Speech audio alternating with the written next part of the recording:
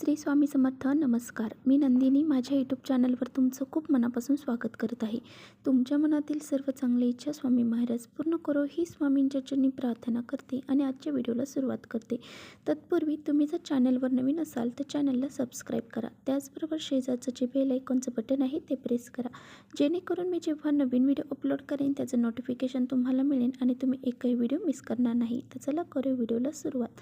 तर पहा, आज आहे मंगळवार, मोठी कार्तिक अमावस्या. तर आज आपल्याला संध्याकाळी घरातून बाहेर अशी ही एक वस्तू फेकायची आहे, ज्यामुळे आपल्या 7 पिढ्यांचे दारिद्र्य आहे तर ते नष्ट होऊन जाईल. यामुळे आपल्या घराची, मुलांची, पतीची खूप सारी प्रगती होईल. तर असा हा अत्यंत प्रभावशाली उपाय आपल्याला संध्याकाळी करायचा आहे. आपल्या घरामध्ये भरपूर प्रमाणामध्ये नकारात्मक शक्ती असतात, दुःख असतात, अडचणी असतात. तर ह्या संकट जे आहेत, विघ्न जे आहेत, तर ते दूर होण्यासाठी आपल्याला संध्याकाळी हा एक उपाय करायचा आहे. तर पहा, हा उपाय कसा करायचा आहे, कोणती वस्तू आपल्याला घराच्या बाहेर फेकायची आहे, याबद्दलची सर्व माहिती आजच्या व्हिडिओमध्ये मी तुम्हाला देणार आहे. त्यामुळे व्हिडिओ कुठेही स्किप न करता शेवटपर्यंत नक्की बघा, जेणेकरून तुमच्यापर्यंत योग्य ती माहिती पोहोचली. पहा, आज आपल्याला भरपूर सारे उपाय करायचे आहेत. तर ही वर्षातील शेवटची अमावस्या आहे आणि आपल्याला पुढच्या वर्षामध्ये प्रवेश करण्याअगोदर ह्या नकारात्मक शक्ती ज्या आहेत तर त्या घरातून बाहेर काढण्यासाठी आपल्याला हे बरेचसे उपाय आज आपल्याला करायचे आहेत. त्यामुळे बघा, आज आपल्याला पिंपळाच्या झाडाला सुद्धा भरपूर सारे उपाय करायचे आहेत. पिंपळाच्या झाडाखाली आपल्याला एक दिवा प्रज्वलित करायचा आहे. त्यामध्ये तुम्हाला थोडेसे काळे तीळ मिक्स करायचे आहेत आणि हा दिवा प्रज्वलित करायचा आहे. त्याचबरोबर पहा, आपल्याला माता लक्ष्मी आणि भगवान विष्णू हे पिंपळाच्या झाडावर असतात. त्यामुळे आपल्याला त्या पिंपळाच्या झाडाला एक कलावा असतो, तो कलावाचा धागा आपल्याला गुंढाळायचा आहे आणि हा धागा गुंढाळल्यानंतर 7 प्रदक्षिणा आपल्याला पिंपळाच्या झाडाला घालायच्या आहेत. ह्यामुळे काय होईल की तुमची जी कर्जमुक्ती आहे तर ती होऊन जाईल. तर बरेचसे उपाय मी तुम्हाला मागच्या व्हिडिओमध्ये सुद्धा भरपूर उपाय तुमच्याशी शेअर केलेले आहेत. त्याचबरोबर बघा, आपल्याला एक तांब्यावर पाणी घ्यायचं आहे. त्यामध्ये थोडीशी साखर मिक्स करून ती पिंपळाच्या झाडाला आपल्याला हे पाणी आपल्याला घालायचं आहे. यामुळे काय होईल की आपल्या ज्या काही म्हणजे पित्र असतात पहा, त्या पित्रांची जी तृप्ती होते आणि त्यांना मोक्षप्राप्ती होते आणि त्यांचे कृपा आशीर्वाद आपल्याला लाभले जातात. तर यामुळे आपल्याला पित्रांसाठी बी भरपूर उपाय आणि आपल्याला भरपूर गोष्टी करायच्या आहेत. त्याचबरोबर हे झाल्याच्या नंतर आपल्याला आपल्या मुख्य दरवाजावरती हळदीने स्वास्तिक काढायचं आहे. घराचा दरवाजा आहे तो स्वच्छ कपड्याने पुसून घेऊन त्यावरती हळदीने स्वास्तिक काढायचं आहे आणि तिथे आपल्याला त्या स्वास्तिकला हळदी कुंकू अक्षता फूल वाहून ओवाळायचं आहे. त्याचबरोबर आपला जो उंबरठा आहे मेन, त्याला हळदीचं लेपन करायचं आहे. हळदीमध्ये थोडंसं गोमित्र मिक्स करून त्याचं लेपन आपल्याला द्यायचं आहे आणि आपल्या घराच्या पुढे दरवाजाच्या पुढे 2 दिवे देखील आपल्याला प्रज्वलित करायचे आहेत. त्याचबरोबर आपल्या किचनमध्ये स्वास्तिक काढायचं आहे, आपल्या देवघरात स्वास्तिक काढायचं आहे, आपल्या तुळशीपाशी सुद्धा आपल्याला एक स्वास्तिक काढायचं आहे. त्याचीसुद्धा आपल्याला विधिवत पूजा करायची आहे. तर अशा प्रकारे आपल्याला आज भरपूर सारे उपाय करायचे आहेत. फरशी पुसण्याच्या पाण्यामध्ये आपल्याला मीठ, हळद आणि गोमित्र टाकून थोडंसं लिंबू पिळून आपल्याला घराची फरशी पुसायची आहे. यामुळे घरातील जे काही नकारात्मकता आहे तर ती दूर होऊन जाते. पहा, अमावस्या हा जो दिवस आहे तर तो पूर्ण दिवस आपल्या घरामधली जी नकारात्मक शक्ती आहे, नकारात्मकता आहे, ती दूर करण्यासाठी अत्यंत महत्त्वाचा मानला जातो. त्यामुळे ही वर्षातली शेवटची अमावस्या आहे. सर्वांनी आपल्या घराची स्वच्छता करावी, देवघर आपलं स्वच्छ करावं.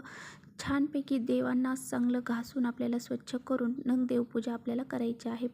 कलश आपला नवीन कलश आपल्याला भरायचा आहे. तो कलश जो आहे तर तो आपल्याला स्वच्छ धुवून वगैरे घ्यायचा आहे, साफ करायचा आहे आणि त्या कलशामध्ये परत जी पानं आहेत ती आंब्याची नवीन घालायची आहेत. नवीन कलश आपल्याला पुजायचा आहे. तर त्यानंतर पहा, आपल्याला म्हणजे जो कलश आहे तोच घ्यायचा आहे, परंतु तो स्वच्छ धुवून परत एकदा आपल्याला स्थापन करायचा आहे. जे आपण तांदूळ अन्नपूर्णा माताखाली, त्याचबरोबर कवड्यांखाली किंवा मग श्रीयंत्राखाली, त्याचबरोबर कलशाखाली जे तांदूळ ठेवतो ते तांदूळ आपल्याला अमावस्येच्या दिवशी बदलायचे असतात.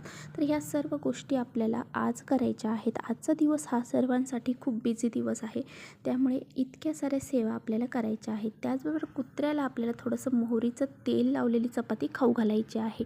तर ह्या सर्व गोष्टी आपल्याला करायच्या आहेत. त्याचबरोबर गाईलासुद्धा आपल्याला गूळ आणि चपाती खाऊ घालायची आहे. बरेचसे उपाय मी तुमच्याशी व्हिडिओमध्ये शेअर करत आहे. त्याचबरोबर पहा, आज संध्याकाळी आपल्याला घरातून ही एक वस्तू बाहेर फेकायची आहे. तर ती वस्तू कोणती आहे? बघा, हा उपाय तुम्हाला कशासाठी करायचा आहे? तुमच्या घरामध्ये एखादं शुभ कार्य घडत नाही, किंवा मग तुमच्या घरामध्ये मुलांचं लग्न जमत नाही आहे, किंवा मग मुलं आहेत पण त्या मुलांचं लग्न झालेलं आहे परंतु त्यांना संतती प्राप्त होत नाही आहे, किंवा मग कोणत्याही प्रकारचं कार्य तुमच्या घरामध्ये घडत नाही आहे, किंवा मग तुम्हाला भरपूर साऱ्या गोष्टींना सामोरे जावे लागत आहे, अडचणींना सामोरे जावे लागत आहे, तर तुम्हाला हा उपाय करायचा आहे. तर पहा, तुम्हाला एक नारळ घ्यायचा आहे. तर हा नारळ आपल्याला काय करायचा आहे? सोलून घ्यायचा आहे. आणि ह्या नारळावरती आपल्याला शेंदूर घेऊन त्या शेंदूरने त्रिशूल काढायचा आहे. आणि असा हा त्रिशूल काढल्याच्या नंतर आणि ह्या नारळाने पहा, जर तुमच्याकडे शेंदूर नसेल तर कुंकवाच्या साहाय्याने सुद्धा तुम्ही त्यावरती त्रिशूल काढू शकता.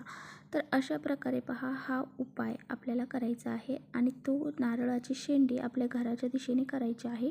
आणि त्यानंतर आपल्या घराची 7 वेळा नजर उतरवायची आहे. म्हणजेच काय, आपल्या घरावरून हा नारळ जो आहे तो 7 वेळा ओवाळून टाकायचा आहे.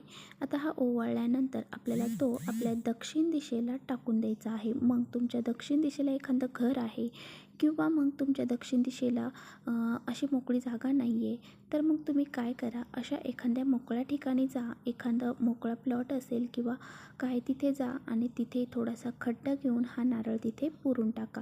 नाही तर हे सुद्धा तुम्हाला नाही जमलं तर मग तुम्ही हा नारळ डस्टबिनमध्ये सुद्धा टाकून देऊ. तर पहा, हा उपाय तुम्ही तुमच्या घरासाठी करू शकता.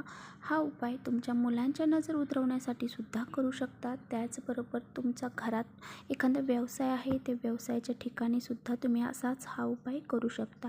सेम जसं नारळ सांगितलं आहे तसा घ्यायचा आहे, त्यावरती त्रिशूल काढायचं आहे आणि आपल्या दुकानाची नजर काढायची आहे. तर अशा पद्धतीने जरी तुम्ही केलं तरी तुमच्या ज्या काही अडचणी आहेत, संकट आहेत, ते सर्व दूर होऊन जातील आणि तुमचा जो व्यवसाय आहे तो व्यवस्थित चालायला सुरुवात होईल. आणि घरासाठी जर करत असाल तर घराची खूप सारी प्रगती होईल आणि ह्या सर्व ज्या बाधा असतात तर त्या सर्व त्या नारळामध्ये जाऊन दूर होऊन जातील. आता बघा, आपल्याला गाडीसाठी सुद्धा उपाय करायला जमणार आहे. तर पहा, आपल्या गाडीचा अपघात होण्यापासून टाळण्यासाठी आपल्याला हा उपाय करायचा आहे.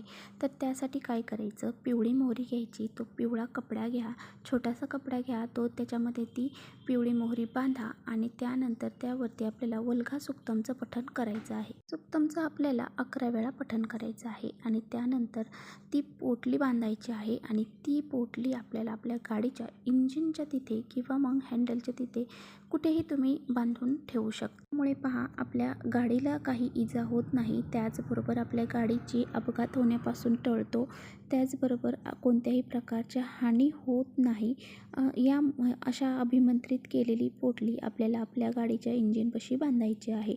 तर असा हा अत्यंत प्रभावशाली उपाय तुम्हाला आज आवर्जून करायचा आहे. संध्याकाळी 6च्या नंतर 5च्या नंतर तुम्ही हा उपाय करू शकता. तर पहा, घरामधली जी नकारात्मकता आहे ती दूर करण्यासाठी, त्याचबरोबर तुमच्या जीवनामध्ये ज्या अडचणी येतात त्या दूर करण्यासाठी, त्याचबरोबर मुलांची प्रगती होत नाही आहे, पतीची प्रगती होत नाही, व्यवसायासाठी, या सर्व गोष्टींसाठी, त्याचबरोबर गाडीसाठी सुद्धा मी हा उपाय सांगितलेला. तर असा हा उपाय आवर्जून तुम्ही संध्याकाळी करा. तर चला, इथेच करते व्हिडिओचा एंड. व्हिडिओ आवडला असेल तर नक्की लाईक करा. चॅनलवर नवीन असाल तर चॅनलला सबस्क्राईब करा. परत भेटूया अशा छानशा व्हिडिओसोबत. तोपर्यंत श्री स्वामी समर्थ.